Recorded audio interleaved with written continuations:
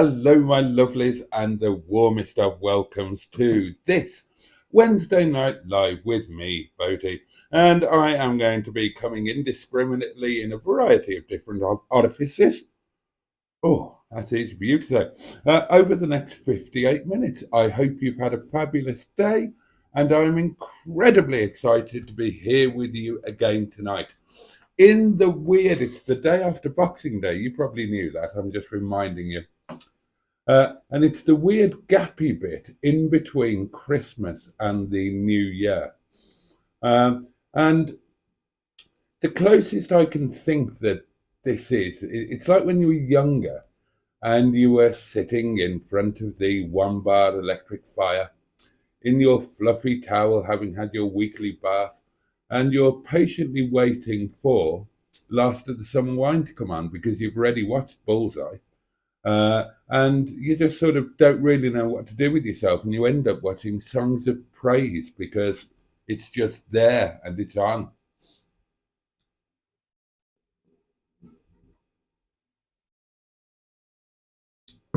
Cheers, my loves. Your very good health. Ugh.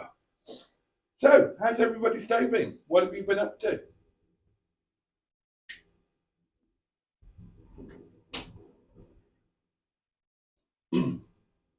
Are some of you back to work? Have you been chilling out? Are you still off work? Have you got time to go out and have fun or do exciting things? Do please let me know. Oh, and feature one. Sorry, I'm struggling a bit. Oh, God, would you believe it? More toothy trouble. And this time, it's not one actually falling out. One has broken. One of the good ones, well, apparently not so good, right up there. And it's all cracked and sharp, and I keep catching my tongue on it. And it's a little bit painful, actually. But hey ho, these little things are sent to try us, aren't they, darlings? So feature number, whatever it was, 17. Let's have a game of, I can't think of what to call it. Naming the TV program and bit from a single line. So I'll start you off. Name the television program and the particular part of it from this one line. Shut your festering gob, you tit. Let's see who's first to get that one. Who've I got here? Jimmy Quinn. Good evening, Boaty. Good evening, Jimmy. Barry is here. That guy from SETI Alpha 5. Good evening, all. So I also had an acquisition adventure. Oh, this is exciting. And now Barry owns a Dodge Omni Turbo. That does sound quite exciting, actually. A Dodge Omni Turbo. I don't think I've ever owned a Dodge. Ow! I keep cutting my tongue on this damn tooth.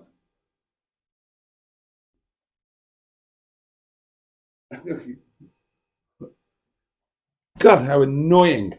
I shall anaesthetize myself with wine.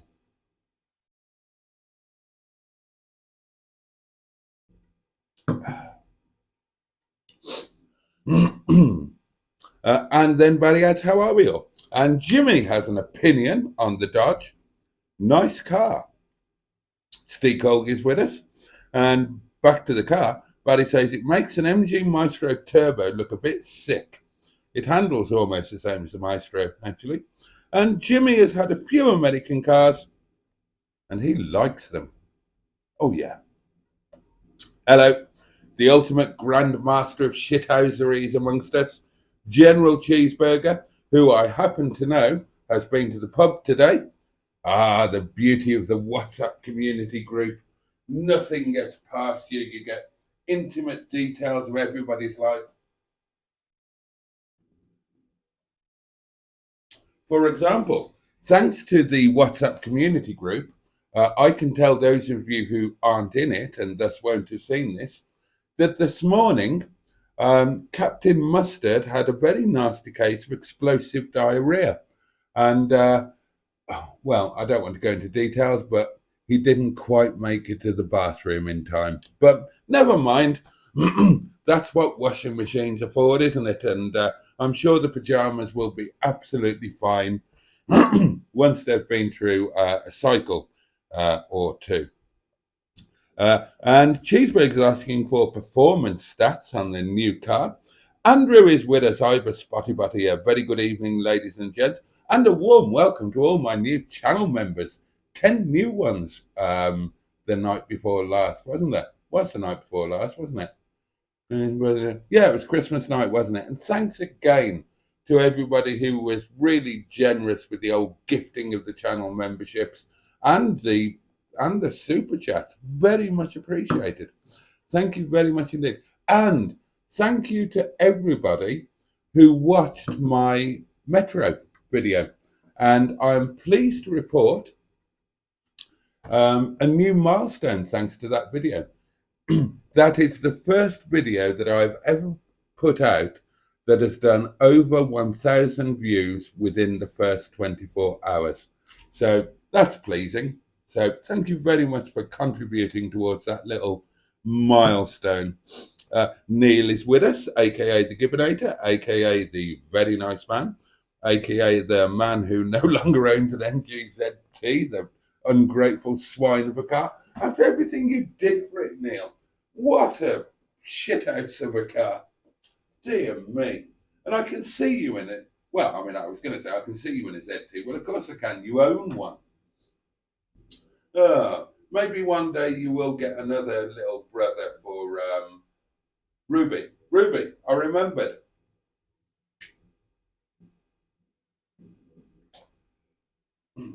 But next time, Neil, go for the proper one. Go for the V6.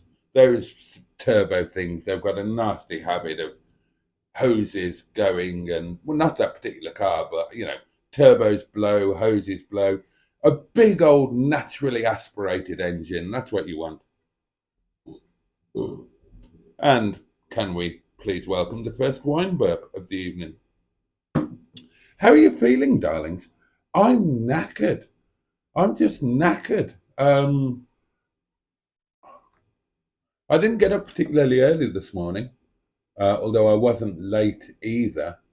And I'm just feeling really tired. I don't know, the madness of Christmas and the run up to it, I suppose, and whatnot. You know, no doubt I'll catch up over the. But oh God, last night was busy. Tonight was, oh Jesus. We were busy last night, unexpectedly busy. You love that phrase, don't you? Because Boxing Day 1 year ago, we did sod all. We had one party of 15 in the restaurant, and that was it. No takeaways, nothing. So wasn't expecting much Boxing night, and we were busy. So I thought, well, that'll be it now.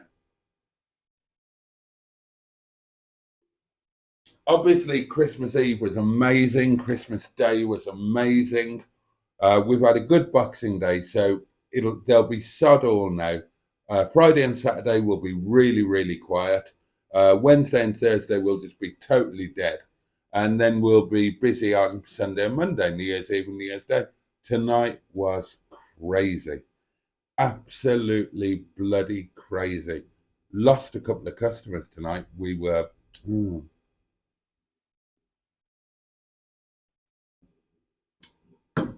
genuinely had no idea that we were going to be as busy as we were. And the stupid Uber Eats app. Now, our own website, not a problem. Just Eat, I don't mind, not a problem.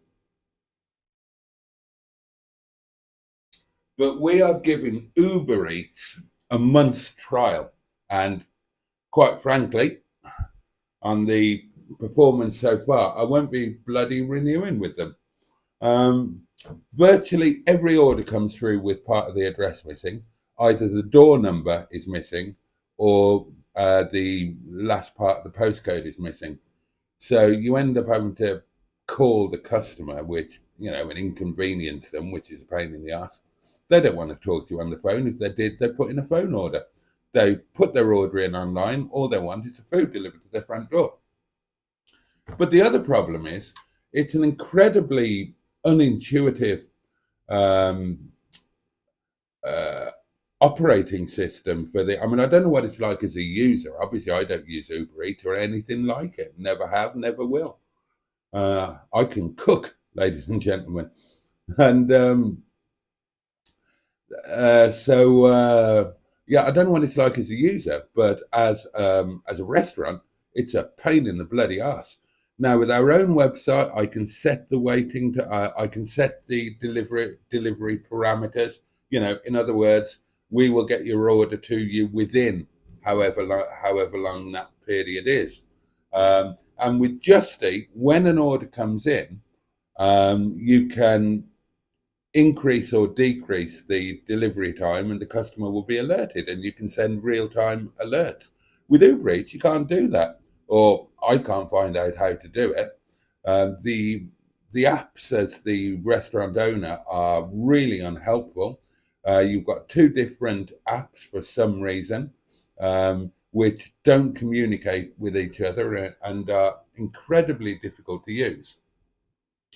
So anybody who ordered on Uber Eats tonight was given a delivery window of 1 hour, whereas on the other apps, as soon as, because you know the orders came in early, they hit the ground early, and they kept on coming. So immediately on our own web. Oh, and there's people in the restaurant as well. We had 0 bookings tonight, no bookings whatsoever, and yet the restaurant was, you know, not busy, but not quiet either. And obviously, restaurant customers back the kitchen. We've only got one kitchen, and you've seen it, and it is what it is. We can't magically make another kitchen or add another 2 chefs to it. So it is what it is. And if the restaurant is busy, that's going to back takeaways up as well. So, you know, seeing the way the land was lying, we immediately increased the delivery window on the other apps to 2 hours. And that's not saying that your delivery is going to take 2 hours, but that's like a worst case scenario. It's an envelope, a window, whatever you want to call it. So your delivery will be with you within this time period. But on Uber Eats, it's stuck at a bloody hour, isn't it? And just wasn't happening. So plus the addresses were wrong on all of them. So we had 2 less than satisfied Uber Eats customers who were expecting their food within an hour.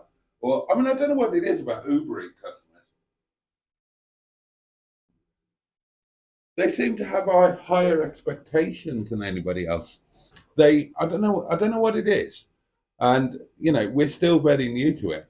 But it seems that they expect everything like that and it to be seamless and perfect. And they act all insulted if it's not.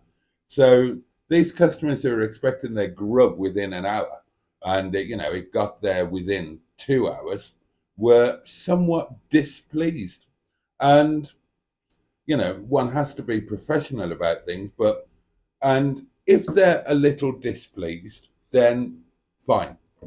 That's absolutely fine. I can cope with them being a little displeased. I can understand it, and I'll give them a couple of bottles of beer or something, or I'll tell them I'll look after them next time, or I'll knock the bill down a bit, something like that. But if they go fucking radio rental, then I've got no time for that at all, because I've got no time for entitled people and first world problems. And I'm afraid I have been known to get a little bit sarcastic, because as professional as I hope I am, and certainly try to be, there comes a point where I will think you're one customer and I don't like you, and I don't give a shit if I offend you. We've got lots of lovely customers. We're a successful restaurant. We get new customers all the time. I don't give a shit if I offend you. I don't care if you leave me a bad review. And I will just let rip a little bit. I've done it on more than one occasion, not in an unpleasant way, just trying to point out to them that, you know, I mean, For example, um, I had a customer go absolutely insane, because their food was 45 minutes later than they were expecting it to be. And, and for a point of reference, that means it it got there at like 7:45 instead of 7, something like that. But they went absolutely tits on the door. Absolutely. They were shouting and screaming that it was a disgrace and that they hadn't eaten, this, that, and the other. And I just said to them, I can't apologize enough. And please be aware that I understand and I empathize. I know what you have just been through. I've just come back from 2 months voluntary work in Africa, where day in and day out, I have been in the company of people who are starving, literally starving. And I've seen the incredible physical, emotional, and mental effects that can have on a human being. So believe me, I know what you've been through for these last 45 minutes. And that kind of shut them up a bit. And yeah, I tend to do stuff like that. I've just got no time for it. Okay, have a look around at everything that's going on in the world, and you've got beautiful, freshly cooked food cooked by people who know what they're doing and put their love and care into it. And you haven't had to leave the comfort of your home, and it's been brought to you piping hot with apologies for the slight delay, and you're going on as if the world has come to a fucking end. Nah, I haven't got any time for it. I mean, 99% of people are absolutely fine, and it'll be, well, 99% of people are expecting it anyway. That's what I found out, that as long as the customer is aware, that was the first thing I changed in the restaurant, making sure that it's okay for a delivery to take 2 hours. It is actually okay. If they want it quicker, they can come and collect it. But if you're on a super busy night, or you're a driver down or whatever, and the delivery could take up to 2 hours, as long as you tell the customer it could take up to 2 hours, they're fine, because then they can make an informed decision. And they can say, yeah, that's fine. Within 2 hours, it'll be here before 8 o'clock or before. That's absolutely fine. And when it arrives, they'll say, oh gosh, you're having a busy one tonight. Oh God, yeah, you wouldn't believe it. Well, everybody's fed up with turkey, aren't they? They want it. And they're absolutely cool. But where a lot of restaurants go wrong is they overpromise and underdeliver, and then they lie about it as well. So they'll leave their delivery window at whatever, at an hour or 45 minutes. And they'll leave it like that even when they get busy. And the food will go out late, and the customer's got no idea what's happening. They don't know if it's been forgotten about or what. And they'll have to ring in, which they shouldn't have to do. It's a pain in the arse for them. And so on and so on and so on. And then when they ring the restaurant, they get lied to. I've seen this happen. Terribly sorry about that, madam. Your food left the restaurant 10 minutes ago and will be with you any minute now, when the food is still sitting on the path waiting to be collected. So, I've got no time for that either. I don't like the entitled customers, but I also don't like, dishonest might be too strong a word, but I don't like dishonest restaurants. Just be honest with the customer. Tell them what the situation is, and they'll be absolutely fine with you.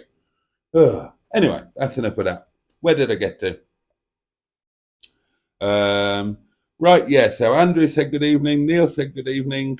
Cheeseburgers say, oh, hello, Joey's here, Cars with JC, and he hopes, well, he wishes everybody a good evening, which is nice, and he hopes that we're all well, which is also nice, and that we've had a great day, which is lovely.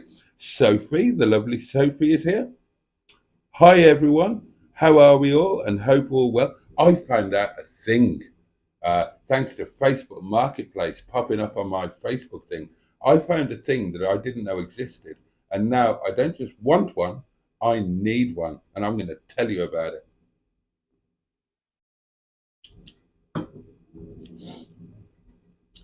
Yes, Joe, he does indeed. And he's now back to being my very best friend. He's asked me to write a new advert for him because he's not very good at doing it. And I've given him some nicer pictures that he can use. And I will write the advert for him. We're bestest friends now. So that's nice. And it's not an unreasonable price, to be fair.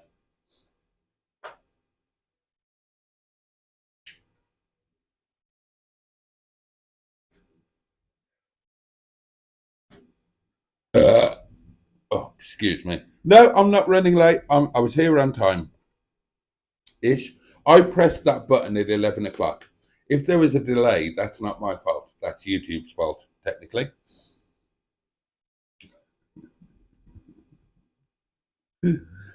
Thank you, Sophie. I'm absolutely fine, and I hope you're well too. I hope everything's okay, my lovely. I hope everything's okay. You know what I'm talking about. So I hope that it's been a reasonable couple of days for you and hasn't been too awkward in any way. We'll catch up. We'll have a catch up in our little chatty thing with Joe and Neil.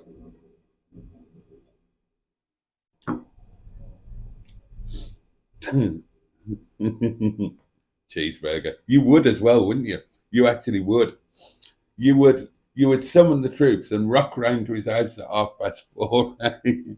The thing is, he'd probably be awake and ask you in for a cup of tea. Oh dear. Good evening, Mr. Smug, says Pingu. You look very happy tonight. Mr. Smug.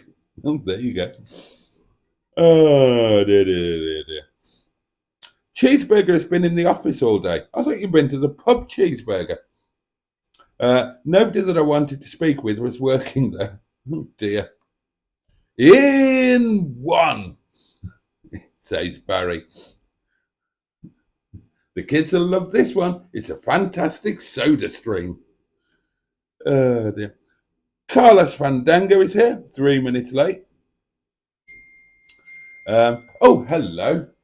Oh, let's have a look at that out of interest. It might be something I can share with you. That little thing there is a WhatsApp community. Oh, brilliant. Yes, yeah, they can be, Sophie, and I will keep my fingers crossed for you as well.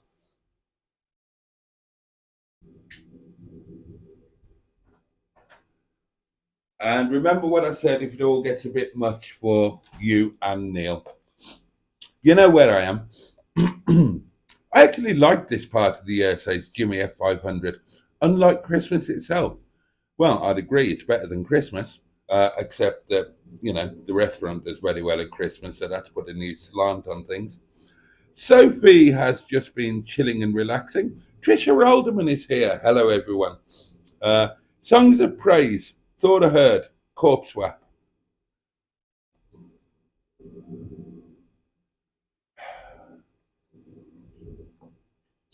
Really, Cheeseburger? Really? I would bet quite a lot of money that you wouldn't have done her when she was alive, let alone when she was brown bread.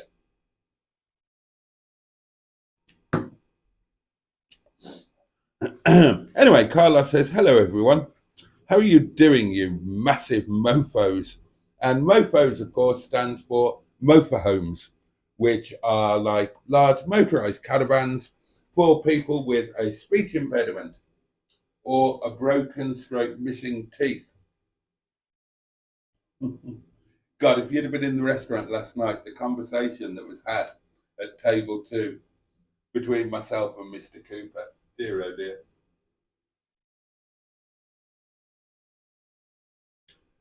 But that added to the number of people, the number of my community friends who have been to the restaurant is now. Shall we include Matt? Yeah, we'll include Matt. He's been to the restaurant. So, Matt, Neil, Joe, Sophie, Cooper. Six people have visited the restaurant. And even more than that, oh, how many people have been here and have been fed here or have been here? Let's think. Matt again. Neil, Sophie, Joe, Mustard. Oh, Victor, Steve. Well, oh, loads have been here. Hey, chat and hey, Boaty, and it's the lovely John Stoodley. And yeah, questions were asked, John, that we didn't hear from you on Boxing Day, and we were really hoping that that was because you were relaxing and resting and recuperating, rather than any less pleasant reason. So it's lovely to see you popping in. And I know that you were on the WhatsApp earlier and bringing us all up to date with how you are. Toilet talk is banned, says Carlos. Quite right too. God, we did enough of that, didn't we? We did enough of that last night. Cheeseburger says, Carlos, don't call us mofos, you muddy funster. Quite right too. Kiss my knee, muddy funster. Who are you calling muddy funster, you cake sucker? You're full of number two. Oh, and that's another one for the feature. Name the television program. Okay, from one line, name the television program. Kiss my knee, muddy funster. The Sweeney, John Thor. What about it? And what about him? That's from Cheeseburger. Oh, is that a guess at the shut your festering gob, you tit? No, it wasn't the Sweeney and it wasn't John Thor. It's not the Home Alone, is it, say Sophie? No, it's not.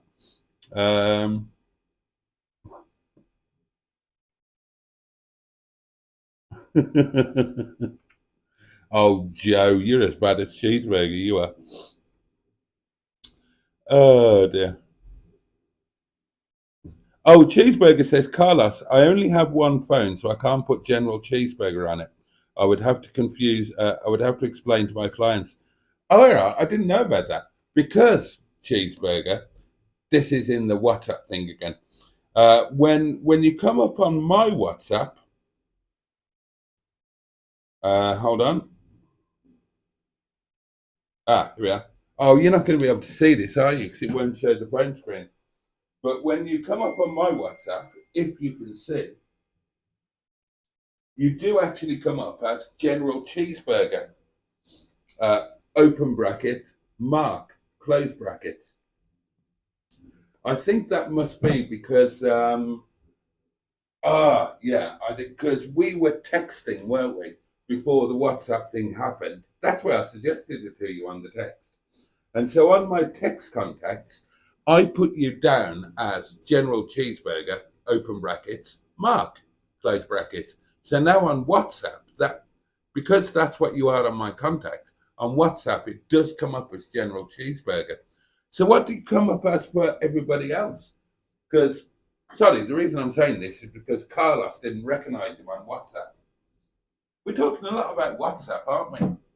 Hell of a lot, considering I don't know what it is or understand how to use it. Oh, and don't forget, remind me, don't let me forget to tell you about this new thing I found out about and what I plan to do with it. I'm all excited, I am. I might clutch my tinkle in a minute. I haven't clutched my tinkle quite enough over Christmas. You know, what with pressure of work, the grief with the car and whatnot. It might be nice, before I leave you at the midnight hour, to work myself up into a little state of excitement and then clutch my little tinkle and share it with you, because that's the kind of relationship we've got.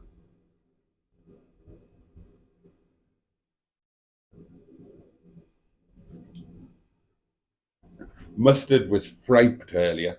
His missus got his phone and sent me a messenger saying, "I love you."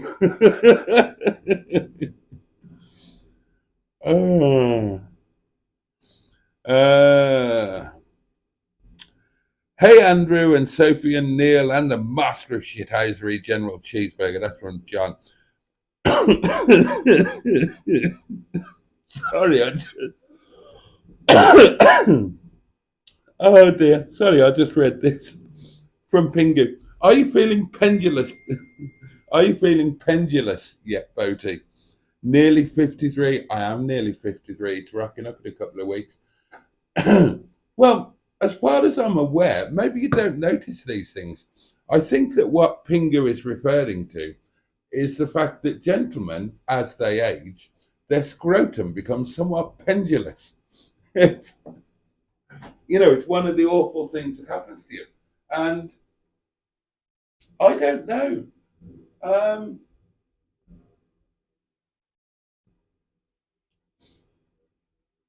It's not something that I've noticed, Pingu, as yet. Or maybe it just creeps up on you and you don't realize it.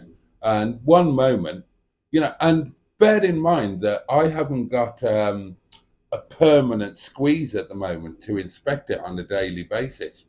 Now, if you've got a wife who is familiar with your scrotum, then, she might say to you over breakfast one morning, "Darling, would you mind passing the marmalade? Oh, and by the way, your scrotum seems to be becoming somewhat pendulous of late." But to me, it seems pretty much the same as it always has. I mean, not like when I was an athlete, because when you're an athlete, well, I can't speak for every other athlete. I've not inspected their scrotums, but I can speak for myself. And when I was racing, and not all the time, but when I was really, racing, training, when I was making an extreme effort, going above and beyond, and I'm in full oxygen debt and there's lactic acid flowing everywhere, my penis would just disappear entirely.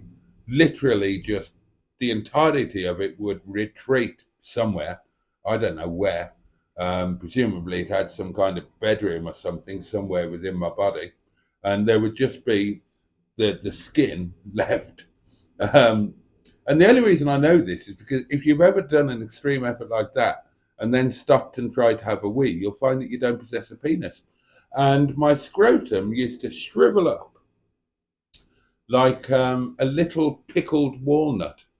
And now I presume that this is because all of the blood is directed to the areas of the body that are under this ridiculous amount of load. Presumably the fat controller within your brainicle says, "Right, chaps, something weird's going on with the legs. Abandon all areas and, emergency stations, head to the legs, head to the legs." So, your things happen in the undercarriage department. So, I mean, it doesn't look like that now, but then I'm not putting in those sort of efforts. But in a relaxed state, no, Pingu, to answer your question. As far as I'm aware, my scrotum is still in the same state as it was when I was a young stud. Despite the fact that I'm about to become 53 years of age. Well, I hope I am. I hope I make it. It's not that far away.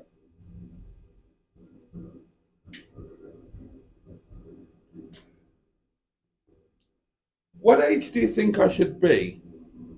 What age do you think I should be before I do something absolutely daft, like getting a piercing well, I wouldn't get a piercing, but like getting a tattoo? I've always hated tattoos, but is there going to be an age where I think, right, I refuse to be an old fart, I'm going to do something rebellious, and I get a tattoo? And if I did do that, what should I get? And on what birthday? Oh, my poor tongue.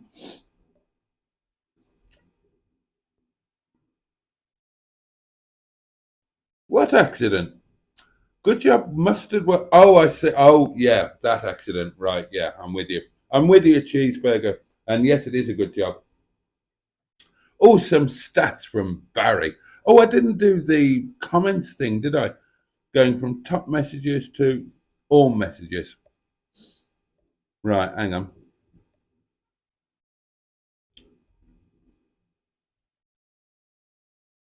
Oh, I may be a little bit behind.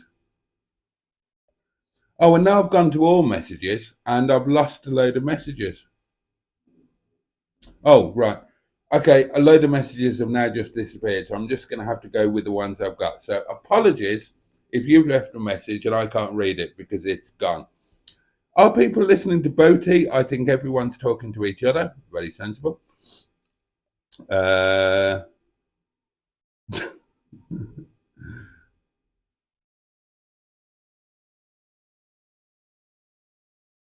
Oh, Carlos is complaining that he had to spend 20 quid at McDonald's. Pingu knows of an MG ZT 1.8 Turbo in X-Power Grey, available soon if anybody wants to lavish their love and attention on a car, which will explode shortly afterwards and be fit for nothing but being made into baked bean tins. Get the V6.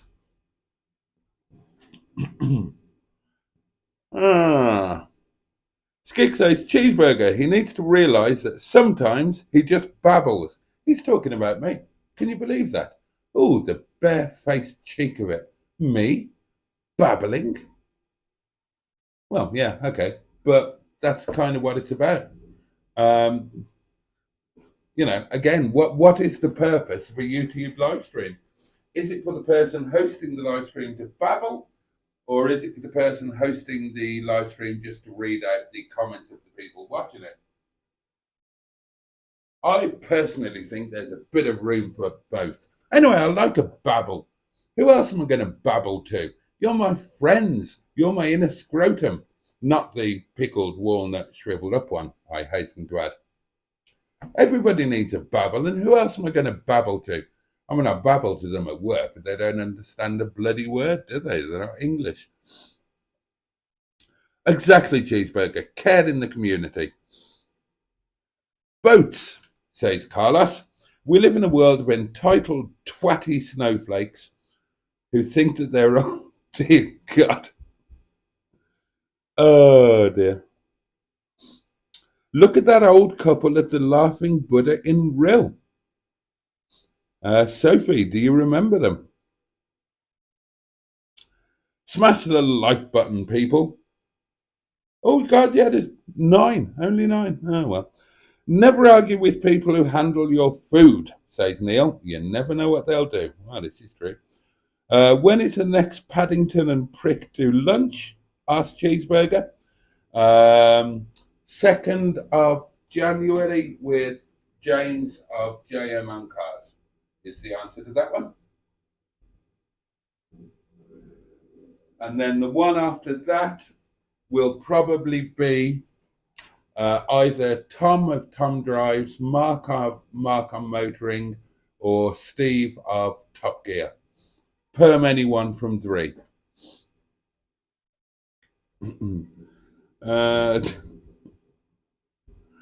Overpromise and underdeliver. That's a title for this live stream. Oh, it could be, actually. Has anyone been to the sales? Asked Cheeseburger.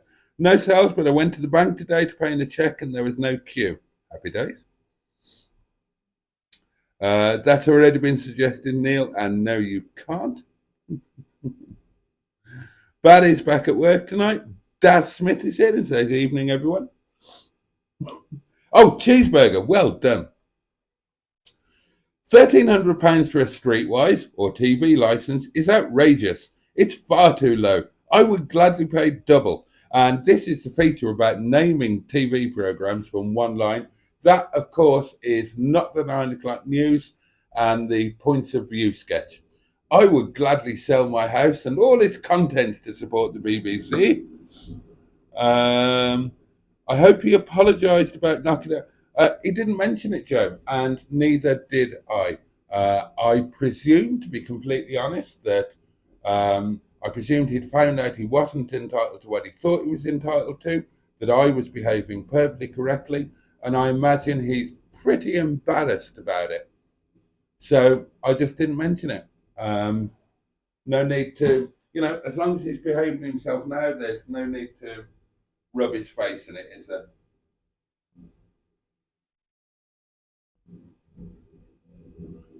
I'm good like that. I'm too pissed to correct the spelling mistake, says Carlos. I'm relying on autocorrect. Duck it. Oh, you went to the pub after the office, cheeseburger. Well done. Hello, everybody, says Captain Mustard of the YouTube channel Project Nigel, whose top 10 performing videos are all car reviews, all apparently owned by personal friends, according to his Facebook post. And this is, of course, Captain Mustard, who informed the WhatsApp community that he had explosive diarrhea this morning, and unfortunately for his pajama bottoms, and possibly his wife, if she's in charge of the laundry. And she's certainly in charge of hoovering, so I imagine laundry also falls into her household duties. Could be unfortunate for her as well. He didn't quite make it to the bathroom, darlings. So all of our sympathies go with Mustard. And he also put a Facebook post up, presumably when the diarrhea had cleaned up or ceased, or he was wearing some sort of adult nappy, saying that his top 10 performing videos were all car reviews, which they are, and all owned by personal friends, which I found interesting, because 2 of the cars in the top 10 are owned by his father, who is apparently a personal friend rather than a parent, which is, I suppose, quite nice and modern. I mean, it's lovely when your kids turn 16 or 18 or 21 and they cease to be your legal responsibility and they become your friends. So that's nice. So well done to Captain and Senior Mustard on their personal friendship. And I'm still desperate to have lunch at Senior Mustard's, but I'd like to do it in spring or summer because his place will be stunning then. There's a little more in terms of scenic splendour at Senior Mustard's than there is in Junior Mustard's Yard of Dreams. I mean, the yard is full of dreams, but not quite so much scenic splendour. Mustard, save us, says Cheeseburger. He's talking crap. And Joe says, evening, Mustard, hope you're feeling better. Well, I'm sure we all hope that. What was it you ate that caused that? I mean, what the hell did you put in your Christmas dinner? Did you spice yours up a bit? Did you go mad with the chilies again like you did once with that curry? Oh, you've got to be sensible. I mean, you're the same age as me, a few weeks older, actually. Your bum's not going to take what it used to when you were a kid. You've got to screw the loaf a bit, mate. And remember, you don't launder your own pajamas. Bear that in mind. Have a bit of thought for other people when you decide what you're going to eat. Think about the possible consequences. And that's all I'm going to say on that. It's not for me to tell another man how to live his life. We should all move in with Boaty, says Sophie. Yeah, we should just get a great big house and all live together. And then we could all live stream to the rest of the world and start a commune and a cult. Could take off. We could end up taking over the world, darlings. And then it really would be Boaty's world. I mean, I would just be like a titular figurehead. You lot would actually do all of the work and make all the decisions. I would just sit in a big golden throne and just be drunk all the time and giggle helplessly and occasionally break wind. So not all that much different to now, really, except that my chair isn't golden. It's wooden. A really busy evening editing, says Mustard. Another car review just done. Ready for tomorrow. Oh, yes. Oh, well. Let's hope that either your bowels have settled or the car had car covers on it. Hi, Mustard, says Pingu. How's your deli belly? Better, I hope. Correct, Barry. Same one. Did you fun my wife? No, I didn't fun your wife. She just sucked my duck and I ate her puppy. That is one of the best ones ever. I don't remember that, Pingu, says Mustard. Boaty has been telling us about your troubles, Pingu explains. Well, no, neither Wendy Whoppers nor Lorna Mogan. I couldn't be doing with either of them. I Googled them, remember? Oh, God, no. Is there any update on Fred the Shed, Mustard asked Pingu. And yeah, I'd be interested in that. Has he been scrapped yet? And if not, why not? Oh, no, Fred hasn't been looked at, apparently. Donna Dunes. I'm not Googling Donna Dunes. She's going to be like Wendy Whoppers and give me nightmares. Oh, God, Pandora Peaks. I'm not Googling that either. Oh, God, says Cheeseburger. He's banged on for 20 minutes about restaurant deliveries, and now it's cycling. Can we get him onto religion or tennis? Video title, Boaty's Meat and 2 Veg needs warming up. Oh, now then, that's the thing I need to tell you about. Don't let me forget. Tiffany Towers, I don't care. I'm not Googling any of these. I'm just not. I'm certainly not Googling Kayla Cleavage. Simone is here. Hello, Boats. Hello to you. Run, Simone. It's no better than last night. It is better than last night. Last night was terrible. And Prince Albert is apparently behaving very well. And Mustard likes it quite a lot. And he's on record on one of his videos. I mean, you know and I know he was taking the piss. But the rest of the world doesn't know. He is on record as saying that Starlight Silver is the best colour for a Rover 45 or any other Rover.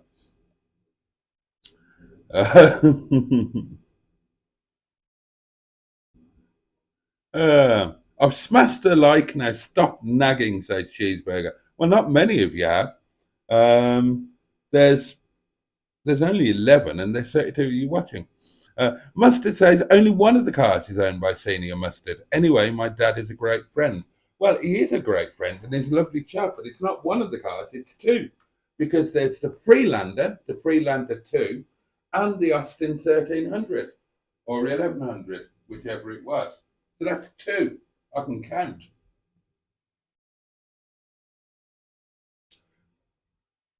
I didn't even need to use my fingers. I counted on my teeth. I think I've still got 2 left. Well, that's an hour gone, and we've achieved nothing, says Cheeseburger. And Stephen Esport says, why does he always go on like this, for God's sake? Like the episode of Red Dwarf, Rimmer World, instead Boaty's World. What a nightmare. He needs to watch back, says Skick, going on about nothing. Skick, I've been going on about nothing for best part of 2 years now. Did you really expect anything else? Mustard is like Freddie Mercury, says Cheeseburger. At least he knows now what his bum is for. Video title, I want to break free. And what was that market thing you needed to tell us? Right, I'm going to tell you. It popped up on Marketplace. I had no idea this existed. Now, you know I've got a food flask for the acquisition adventures and whatnot. And if you put hot food in that, it will keep the food hot for it says up to 9 hours, which is very good, but it's quite small. Well, I mean, it's not massive. And when I go on my cheap little jollies to the Travelodge in Rill, supper is an issue. You know, unless I'm there with friends and we go out to dinner. Now, this thing on Marketplace popped up. You probably already know they exist. I didn't. And it is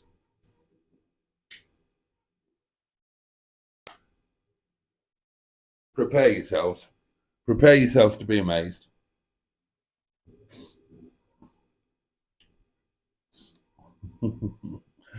Right, it's a heated lunchbox, and it's this lunchbox thing, right? And but it's got elastic trickery with it, and it's got two plugs, um, or interchangeable plugs or whatever. So you can plug it into your 12 volt, 12 volt car cigarette lighter or whatever they're called now. What are they called now? They don't call them cigar lighters. They call them because they don't put a cigar lighter in it. They call it a socket, don't they? A thing, a socket thing. I don't know, whatever. So you can plug it into your car with one of them, um, or you can actually plug it into a 13 amp normal wall plug, and it's not like my food flask that keeps food hot. You can put cold food into it, and it will heat it up. So that could be that could be a revelation. You think about it. You think about it. I mean, potentially useful in cars, but for the travelodge nights, the nights away,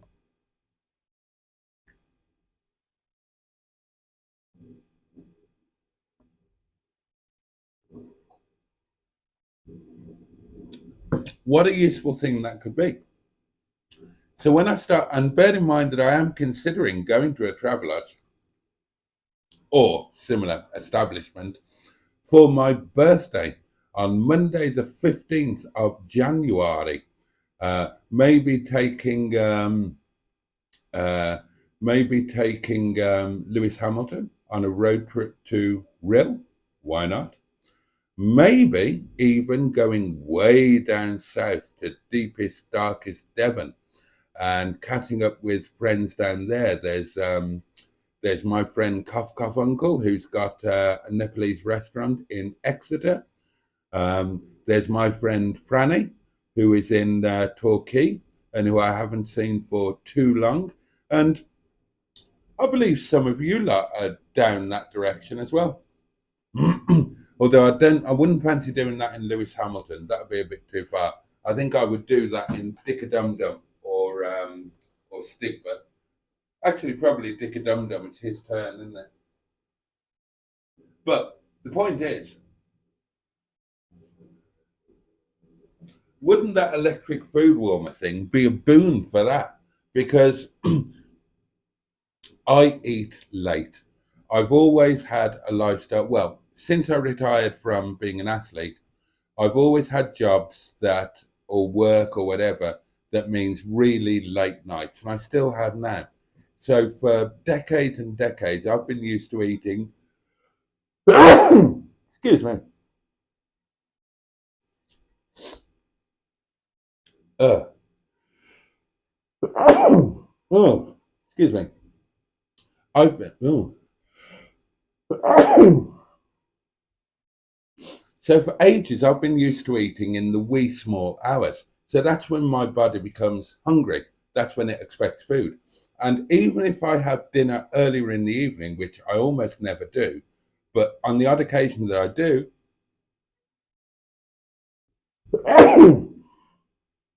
if I'm eating again, then my body expects food in the wee small hours, about 1 o'clock or 2 o'clock or something daft like that. And when you're stuck in a travel lodge, that's a little bit difficult. So what are your options? You know, you can buy a takeaway earlier, but it's going to be cold. You can go to Sainsbury's and buy a sandwich meal for £3.50, but that's not going to be enough. So you're going to end up buying two, and that's going to cost you £7, and it's going to be a sandwich meal, so it's not really going to be very nice. And I've got used to having a nice supper. You know, there are not many luxuries in my life, darlings, but a nice supper is one of them. Now, if I had this food warmer electric thing, then I could have staff curry frozen with with a portion of frozen rice. I always have a portion of frozen rice for emergencies. Sorry, still a bit snotty.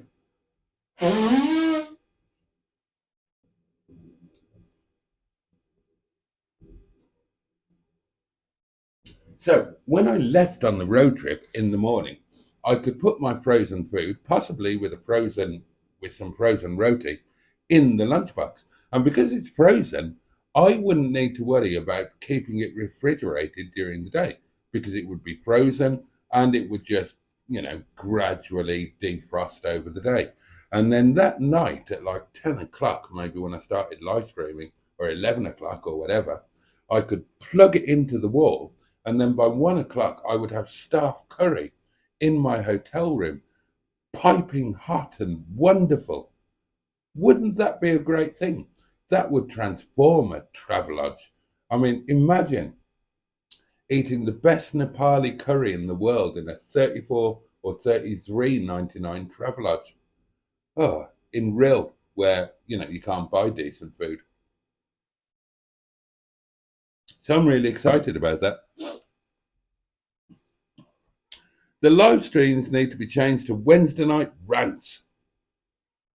And the 1100 is owned by a chap called Jay, so Mustard was right.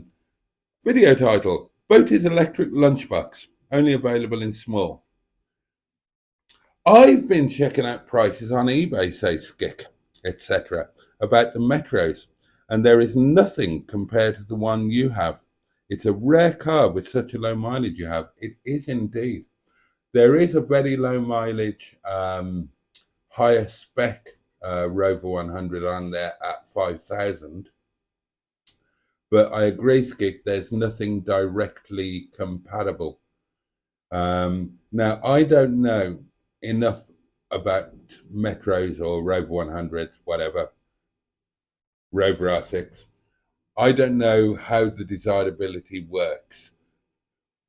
Now, the standard thing would be that the earliest models are desirable, whatever their spec, and the later models, the desirability begins with the highest spec ones, and the lowest spec ones only become really desirable when rarity becomes a major thing. And I don't know where the Metro stands on that. So I don't know how desirable an entry level Rover 100 would be. I've genuinely got no idea. But obviously the mileage and the history is a pretty impressive factor. I don't know if any of you noticed, but the cousin of the original lady owner saw the video and commented on it, or at least we think she's the cousin of the original owner. She said she left a comment on the video saying that car looks incredibly familiar. My cousin owned one that looked just like that. It was incredible. She had it for years and years and years and years and years, and she only used it to do the weekly shop in Asda. And she was in Hinckley, which, as some of you will know, is in Leicestershire. And Lewis Hamilton is a Leicester car. He was sold by Man Egerton of Leicester, if that's how you pronounce it.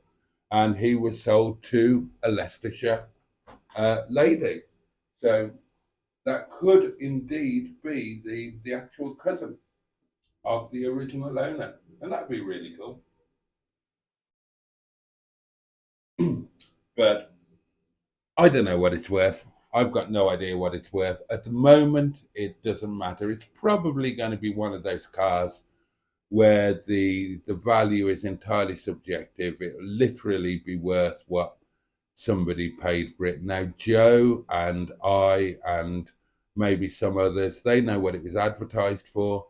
Obviously, it hadn't sold at that price or the previous price, but it did sell before that at a much higher price. Really, the car needs, I mean, it was advertised really badly, which is why I'm going to be writing the advert for the Streetwise. With a proper advert or a proper eBay listing at a better sales time than in between Christmas and the New Year, say come spring. Skick, I've got no idea what it would be worth, but yeah, I and my colleagues are very comfortable with it forming part of the fleet. Auxiliary power outlets. Thank you, Joe. I live in New Mexico, says Stephen S. Paul. I don't need a heated lunchbox. I also have a property in Philadelphia, Pennsylvania, and I still don't need a damn heated lunchbox. Well, good for you. Mustard says, I'm having a manifold sausage on the way to JM's next week. Have you decided, hey, are you going down in the morning or are you going down the night before and have a sleepover with James? I mean, to be honest, and I don't mean any offence, but given what happened this morning, it might be safer to go down in the morning rather than spend the night. I mean, you wouldn't want that sort of thing happening at James's house, would you? So if you're having a manifold sausage, I presume you're leaving at bloody 3:30 in the morning or something. God, crazy. But we need to sort out the lunch menu. We haven't sorted that out yet. I had a look at your possible journey. I don't know which way you're planning to go, but it looked as if you're going to be heading up the oh God, I'm trying to think now. Heading up the M1 and then skirting across Birmingham and heading across the M42, picking up the M5 and then heading up the M6 and then making your way up and eventually getting onto, I sincerely hope not, Neil. I hope not. Yeah, oh God, yeah, sausage. I see what you did there. Well done, Neil. And then you'll be heading down the A55 coast road because it's just quicker than trying to. I mean, you could cut through and go over the Horseshoe Pass, actually. Wrexham, Llangollen, if you wanted to do a more scenic route, but traffic permitting, the quickest route would be to just go straight up the M6 and then branch off onto the M56 and then onto the A55 coast road. So I suppose the obvious meeting point would be, depending on timings, what time you're doing it, either somewhere south of Brum or somewhere around the sort of point of entry into North Wales, something like that. So we need to sort that out anyway. No, it's just making stuff up. Doesn't exist, says Carlos.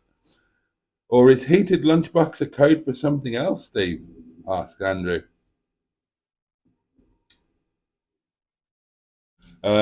Skick says there's one for 1,200 quid with 65k on it, and it needs loads of bodywork.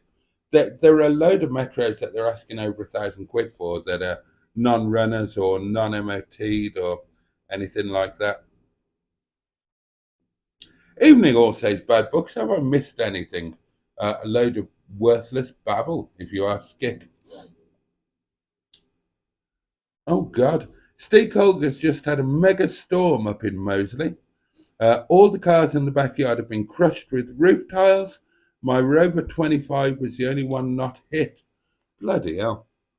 Pingo asked, Boaty, when are you and the hairy captain going to Mexico for Sheeson v Nigel? It's a non-starter. Sheeson's going to piss all over him. Honestly, if we run a book on it, put your money on Sheeson.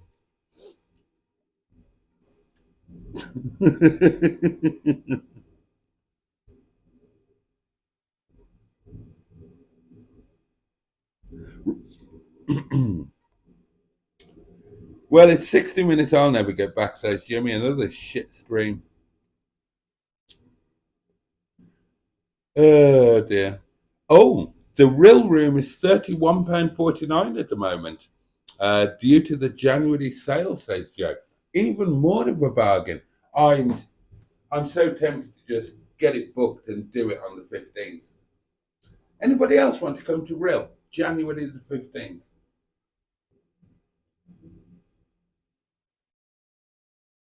Bit of a birthday celebration, or I'll just do it on my own. Well, I won't be on my own. I'll live it with you guys. Skick would value the Metro at $2,500. You might actually be bang on the money there, Skick, because the That's what the car sold for to the last time that it was sold. So you're probably not far off. Carlos says that Matro is worth £4,000 all day long.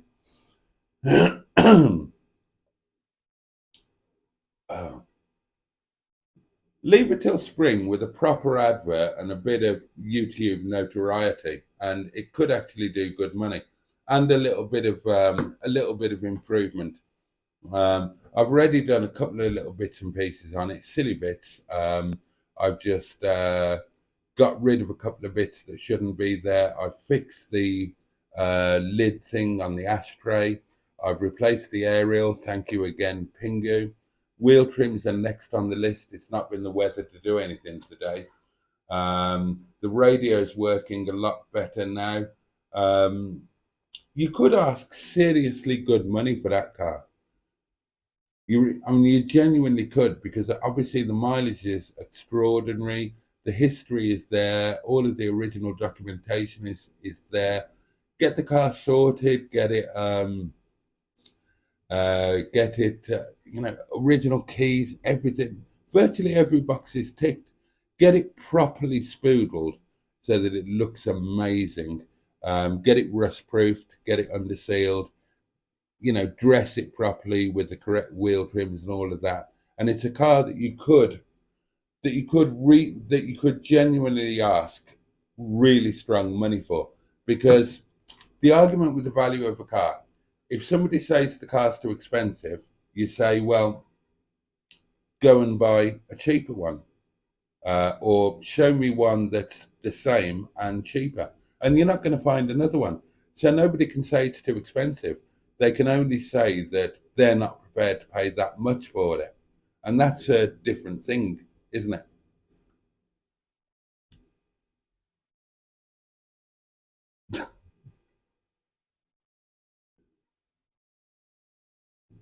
Right? Oh, God. Oh, Mustard thinks it's worth 32.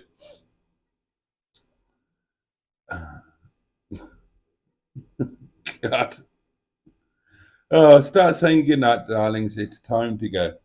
It's time to. You're all just going mental, Nate. No wonder I babble with the stuff that you put in the comments. Oh dear, oh dear, oh dear, oh dear. Oh, that's an interesting point. Festival of the Unexceptional has transformed desirability of base spec cars, and a 1995 car, memorable, and the fact that it's a value entry level classic. Oh, nice one, Simone. Really, really, really. And with the final value of the Metro is £25,000. They've settled it between them. Do you want some Rover wheel trims? Asked Pingu. Pingu, I don't know. Quite a few people have pointed me at an eBay link for 20 quid plus postage, cheap as chips, which are a bit marked. The original wheel trims are with the car. They're in a box in the boot, along with another box containing other spare parts. I've not got it out. I've not looked at them yet. So I need to have a look at the wheel trims and see if they're okay, or whether they're effectively crap and need replacing with better ones. I'm guessing that as the previous owner saw fit to replace them, and I'm sure he said that they were a bit scuffed up. So I'm going to have looked on eBay. There's the ones for 20 quid for a set of 4 13-inch wheel trims. They're also a bit marked, but not bad. And they're original, they're correct, so there'll be an improvement on what's on there.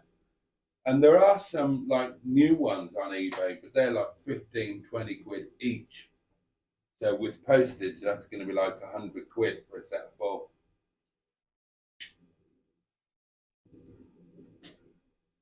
But I do agree. I do agree with everybody else that, scuffed or not, he does need to go back onto original wheel trims. those aftermarket ones do him no favours at all, especially as I saw the same set on a Nissan Micra food delivery car in Ripley tonight, and that's put me right off them.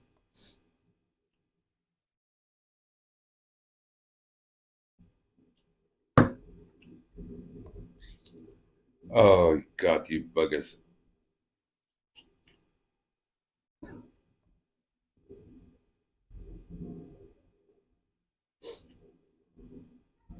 Okay, mate, I'll chat to you tomorrow.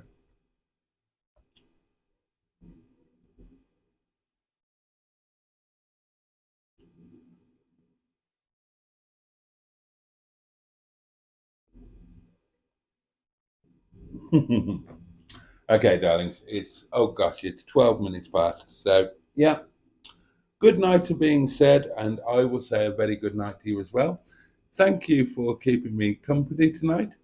The comments have been a right laugh, actually. You lot genuinely don't need me. What goes on in the comments is way more entertaining and way funnier than anything I can come out with. So, before we go, oh, we're talking about weather. I'm just looking outside, super windy outside, floods everywhere. So, thoughts and prayers to everybody to stay safe in the storm. Apparently, this is a storm, Storm Pia, I think Joe said earlier. And thoughts and prayers also to Captain Mustard after his unfortunate incident this morning. And let's hope that it's a one-off and that there'll be no repeats of that. Is the flat forgotten about now, asked Skik. Very much the opposite, Skik. Very much the opposite. You remember I said that I had a business meeting on Christmas Day. I haven't really got time to go into all of this now, but the very big boss, Bish, my brother, I'm very, very close with Bish and vice versa. I'm like his confidant. He is moving in a completely different direction now. He's become very political. He's quite a high-ranking politician now. He is the I forget the exact title, but he is the head of the Nepali, whatever the Nepali organization is in the UK. He is the president of it. And he's looking to go in a very different direction. And inspired by chats with me, basically talking about the flat and other things. Bear in mind that the company owns other properties as well. He's looking to move into real estate, and he's looking to drag me with him because, you know, his political duties alone are taking up so much time.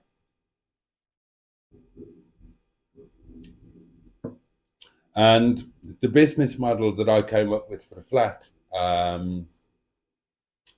appealed to him very much. So he's looking at and actually actively moving towards building a real estate portfolio. He already owns an awful lot of real estate in Nepal, and I mean a lot, millions of pounds worth. And he has been buying up quite a bit in the UK as well.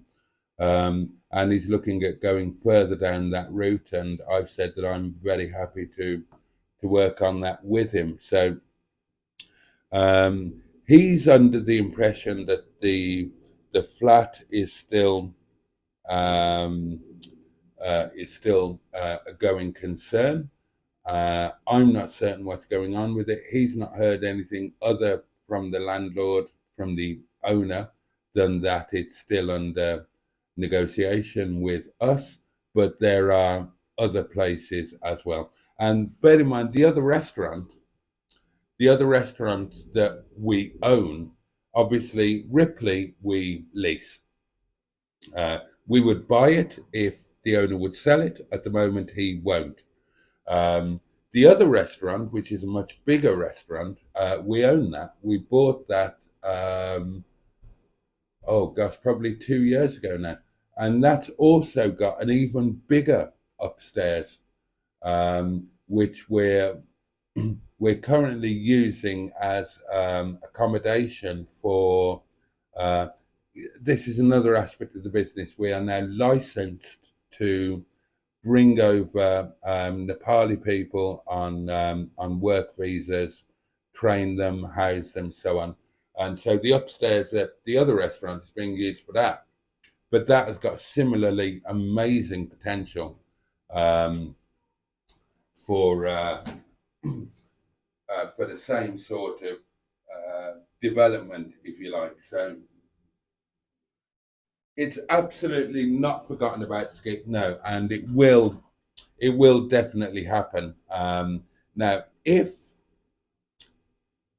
you have to bear in mind that the flat is with a letting agency, and if the landlord hadn't withdrawn it from the letting agency,